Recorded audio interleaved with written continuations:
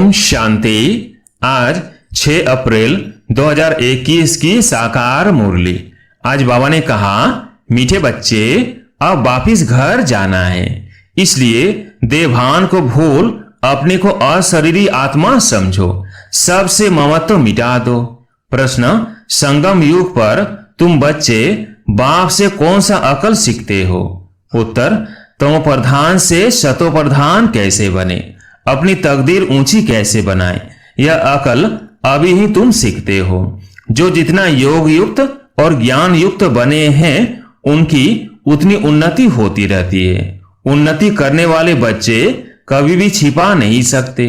बाप हर एक बच्चे की एक्ट से समझते हैं कि कौन सा बच्चा अपनी ऊंची तकदीर बना रहा है। गीत है मरना तेरी गली में। ओम शांति। सब बच्चों ने यह गीत सुना। बच्चे कहने से सर्व सेंटर्स के बच्चे जान जाते हैं कि बाबा हम ब्राह्मणों के लिए कहते हैं कि बच्चे यह गीत सुना। जीते जी गले का हार बनने के लिए, अर्थात मूल वतन में जाए बाबा के घर में रहने के लिए। वो शिव बाबा का घर है ना, जिसमें सब शालिग्राम रहते हैं। बच्चे ब्राह्मण कुलभूषण सौदर्शन चक्रधारी जानते हैं कि बरोबर वही बाबा आए हुए हैं। कहते हैं अभी तुमको अशरीरी बनना है, अर्थात देह के भान को भूलना है। यह पुरानी दुनिया तो मिट जाएगी, इस शरीर को तो छोड़ना है, अर्थात सबको छोड़ना है, क्योंकि यह दुनिया ही खत्म होनी है। तो अब चलना है वापिस घर। सभी बच्चों को अब खुशी होती है, क्योंकि आधा कल्प घर जाने के लिए बहुत धक्के खाए हैं, परंतु रास्ता मिला नहीं। और ही भक्ति मार्ग का चचटा अर्थात दिखावा देख मनुष्य फंस पड़ते हैं। यह है भक्ति मार्ग की दुबन अर्थात दलदल, जिसमें मनुष्य मात्र गले तक फंस गए हैं। अब बच्चे कहते हैं बाबा हम पुरानी दुनिया पुराने शरीर को भूलते हैं, अब आपके साथ अशरीरी बन घर चलेंगे। सबकी बुद्धि में है परम पिता परमात्मा परम धाम से आए हैं हमको ले जाने के लिए। शिव कहते हैं तुम पवित्र बन हमको याद करो, जीते जी मरना है। तुम जानते हो वहां घर में आत्मा ही रहती है, सो भी आत्मा तो बिंदी है। निराकारी दुनिया में सब आत्माएं चली जाएंगी। जितने मनुष्य हैं उतनी आत्माएं वहां होंगी। आत्माएं उस महत तत्व की कितनी जगह लेती है। शरीर तो इतना बड़ा है, कितनी स्पेस लेता है, बाकी आत्मा को कितनी जगह चाहिए। हम आत्माएं कितनी छोटी जगह लेंगी, बहुत थोड़ी। बच्चों को यह सब बातें बाप द्वारा सुनने का सौभाग्य अभी मिलता है। बाप ही बतलाते हैं कि तुम नंगे अर्थात बिना शरीर के आए थे, फिर शरीर धारण कर पाठ बजाया, अब फिर जीते जी मरना है, सबको भूलना है। बाप आकर मरना सिखलाते हैं, कहते हैं अपने बाप को अपने घर को याद करो, खूब पुरुषार्थ करो। योग में रहने से पाप नाश होंगे, फिर आत्मा तमो प्रधान से शतो प्रधान बन जाएगी। इसलिए बाप राय देते हैं, कल पहले भी कहा था कि देह के सब संबंध छोड़ मामेकम याद करो। सबका एक बाप तो वो है ना। तुम प्रजापिता ब्रह्मा के मुख वंशावली बच्चे हो, जो ज्ञान पाते रहते हो। शिव के बच्चे तो हो ही, यह तो सबको निश्चय है। हम भगवान के बच्चे हैं, परंतु उनके नाम रूप देश काल को भूलने के कारण भगवान से किसका भी इतना लव नहीं रहता है, किसको दोष नहीं देते हैं। यह भी ड्रामा में नूंद है। बाप समझाते हैं कि तुम आत्मा कितनी छोटी बिंदी हो, उसमें 84 जन्मों का पाठ नूंधा हुआ है। कितना वंडर है। आत्मा कैसे शरीर लेकर पाठ बजाती है। अभी तुमको बेहद के पाठ का पता पड़ा है। यह ज्ञान और कोई को नहीं है। तुम भी देह अभिमानी थे, अभी कितना पलटा खाया है, वो भी हर एक की तकदीर पर है। कल पहले वाली तकदीर का अब साक्षात्कार हो रहा है।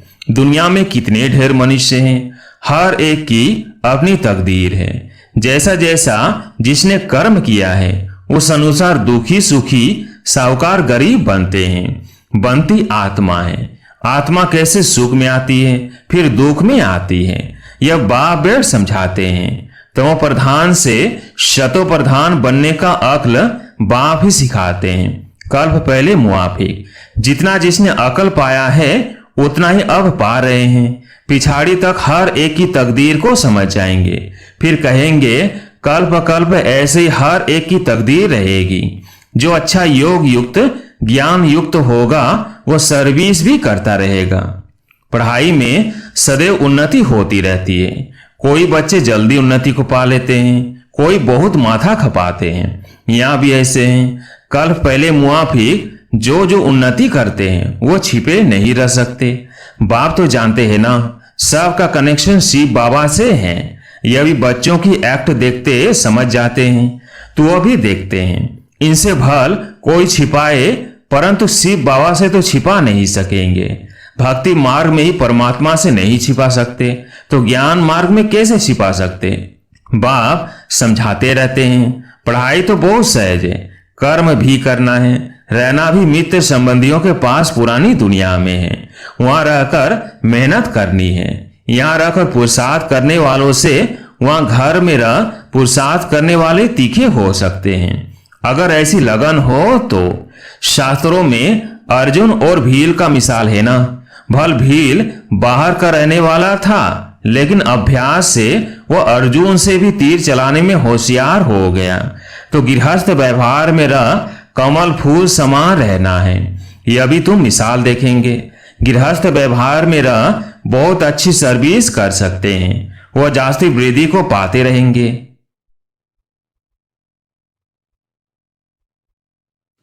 या रहने वालों को भी माया छोड़ती नहीं है। ऐसे नहीं कि बाबा के पास आने से छूट जाते हैं, नहीं, हर एक का अपना अपना पुरुषार्थ है। गृहस्थ व्यवहार में रहने वाले यहाँ रहने वालों से अच्छा पुरुषार्थ कर सकते हैं, बहुत अच्छी अच्छी बहादुरी दिखा सकते हैं। उनको ही महावीर कहा जाता है, जो गृहस्थ व्यवहार में रहकर कमल फूल समान बनकर दिखाए। कहेंगे कि बाबा आपने तो छोड़ा है। बाबा कहते हमने कहाँ छोड़ा है, मुझे ही छोड़कर गए हैं। बाबा तो किसको भी छोड़ नहीं आए।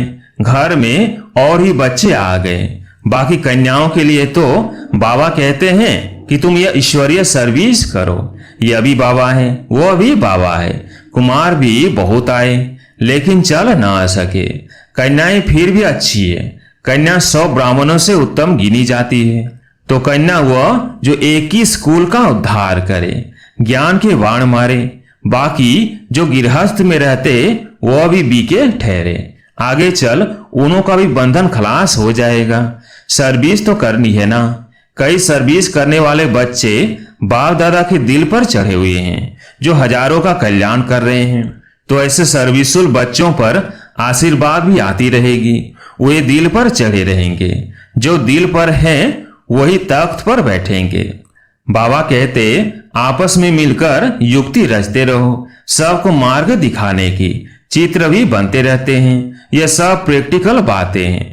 अभी तुम समझाते हो कि परम पिता परमात्मा निराकार है, वो भी बिंदी है, परंतु वो नॉलेजफुल पतित पावन है। आत्मा भी बिंदी है।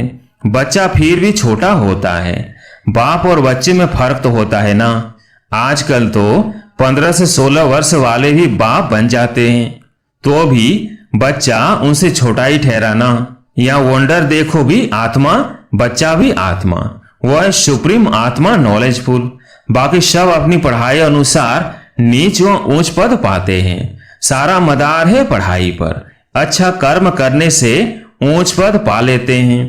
अभी तुम बच्चों को सृष्टि के आदि मध्य अंत का ज्ञान है। स्वर्ग में सिर्फ भारत ही था और कोई खंड नहीं था, तो छोटी न्यू इंडिया में अपना स्वर्ग दिखाए। जैसे द्वारिका नाम नहीं, लक्ष्मी नारायण की डिनास्टी का राज्य लिखना चाहिए। बुद्धि भी कहती है सतयुग में पहले डीटी डिनास्टी का राज्य होगा। उनके गांव होंगे, छोटे छोटे इलाके होंगे। यह भी विचार सागर मंथन करना है। साथ साथ शिव बाबा से बुद्धि का योग भी लगाना है। हम यहाँ से बात सही लेते हैं, यहाँ से कट उतरनी है। इसमें ही सारी मेहनत है। कईयों की बुद्धि बाहर में धक्का खाती रहती है। यहाँ बैठे भी सारा समय याद में नहीं रह सकते हैं, बुद्धि और तरफ चली जाएगी। भक्ति मार्ग में भी ऐसे होता है। श्री कृष्ण की भक्ति करते करते बुद्धि और तरफ चली जाती है। नौधा भक्ति वाले दीदार के लिए बहुत मेहनत करते हैं। कितने घंटे बैठ जाते हैं कि कृष्ण के सिवाय और कोई याद न आए। बहुत मेहनत है।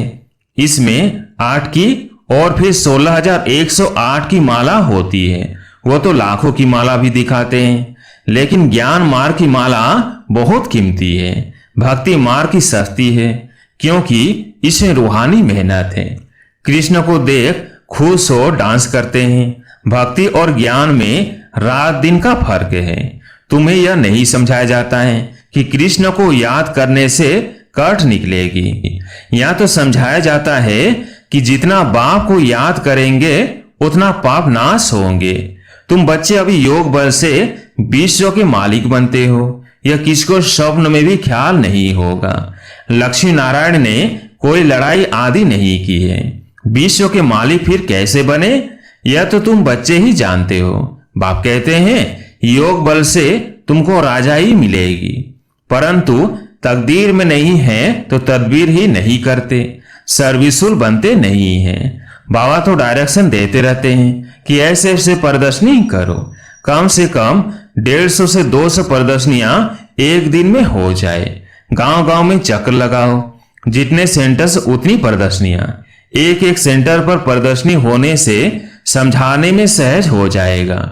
सेंटर्स भी दिन प्रतिदिन बड़े होते जाएंगे, जो चित्र आदि भी रख सके। चित्रों की भी इन्वेंशन निकलती रहती है। वैकुंठ का चित्र खूबसूरत महलों आदि के भारत का बनाना चाहिए। आगे चल समझाने के लिए अच्छे अच्छे चित्र निकलते जाएंगे। वानप्रस्थ अवस्था वाले घूमते फिरते भी सर्विस करते रहें। जिनका भाग्य उदय होगा वो निकलेंगे। कई बच्चे कुकर्म कर अपनी आबरू गंवाते हैं, तो यज्ञ की आबरू अर्थात इज्जत गंवाते हैं। जैसी चलन वैसा पद। जो बहुतों को सुख देते हैं उनका तो नाम गाया जाता है ना। अभी सर्व गुणों में संपन्न तो नहीं बने हो ना। कोई कोई बड़ी अच्छी सर्विस कर रहे हैं, ऐसे ऐसे के नाम सुन बाबा खुश होते हैं। सर्विसुल बच्चों को देख बाबा खुश होगा ना। अच्छी सर्विस में मेहनत करते रहते हैं, सेंटर्स भी खोलते रहते हैं, जिससे हजारों का कल्याण होना है। उनके द्वारा फिर बहुत निकलते जाएंगे। संपूर्ण तो कोई नहीं बना है। भूले भी कुछ न कुछ हो जाती हैं। माया छोड़ती नहीं है।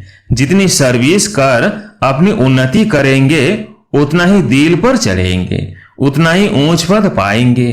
फिर कल्प कल्प ऐसा ही पद होगा। शिव बाबा से तो कोई छिपा नहीं सकता। अंत में हर एक को अपने कर्मों का साक्षात्कार तो होता है।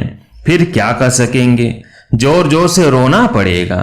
इसलिए बाबा समझाते रहते हैं कि ऐसा कोई भी कर्म नहीं करो जो अंत में सजा के भागी बनो, पश्चाताप करना पड़े। परंतु कितना भी समझाओ, तकदीर में नहीं है तो तदबीर करते ही नहीं। आजकल के मनुष्य तो बाप को जानते नहीं, भगवान को याद करते हैं लेकिन जानते नहीं, उनका कहना नहीं मानते। अभी उस बेहद के बाप से तुम्हें सतयुगी स्वराज का वर्षा मिलता है सेकेंड में। शिव बाबा का नाम तो सभी पसंद करते हैं ना। बच्चे जानते हैं कि उस बेहद के बाप से स्वर का वर्षा मिल रहा है। अच्छा, मीठे मीठे सिकिलदेव बच्चों प्रति माता पिता बाप दादा का याद प्यार और गुड मॉर्निंग। रूहानी बाप की रूहानी बच्चों को नमस्ते। हम रूहानी बच्चों की रूहानी बाप दादा को याद प्यार गुड मॉर्निंग नमस्ते नमस्ते। धारणा के लिए मुख्य सार। पहला पॉइंट, अपनी चलन से बाप का व यज्ञ का नाम वाला करना है। ऐसा कोई कर्म न हो जो बाप की इज्जत जाए। सर्विस से अपना भाग्य आप ही बनाना है। दूसरा पॉइंट, बाप समान कल्याणकारी बन सर्व की आशीर्वाद ले आगे नंबर लेना है।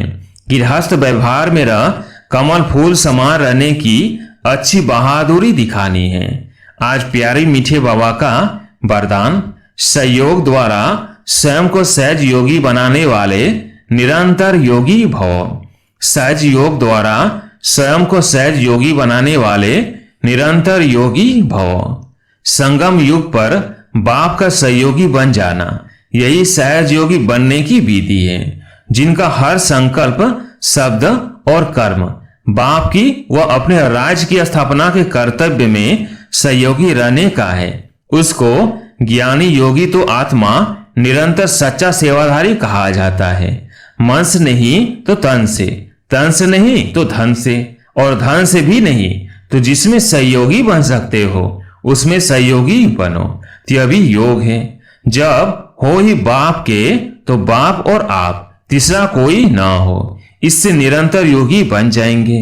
स्लोगन: संगम पर सहन करना अर्थात मरना ही स्वर्ग का राज्य लेना है। संगम पर सहन करना अर्थात मरना ही स्वर्ग का राज्य लेना है। अच्छा, ओम शांति।